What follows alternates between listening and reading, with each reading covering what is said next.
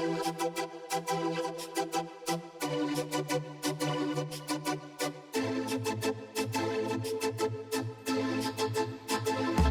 cel mai bun lucru ce mi s-a întâmplat, dar și cel mai rău lucru ce mi s-a întâmplat. Acea zi când ne-am salutat, poate aș fi preferat să nu ajungă să se fi întâmplat. Mai rea ca orice vrajă, totuși cel mai frumos blestem. Să mă îndepărtez aș vrea, dar cum e zicala?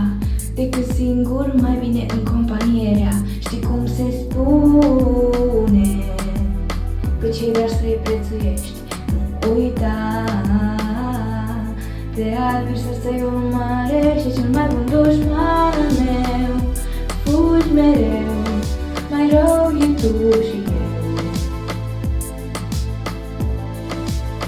Dacă încă cauți vocea, uită-mă, mai rău e tu și eu.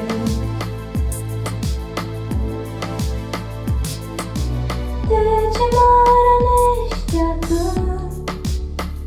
Numele tău rostit întâmplător, ura stinsă poate doar mă-ntuie așez un dor fulgerator. Ți-am zis deja, nu te uita înapoi, trecutul mântuie și face război. Ești cel mai bun dușman al meu, fugi mereu, mai rău e tu și eu.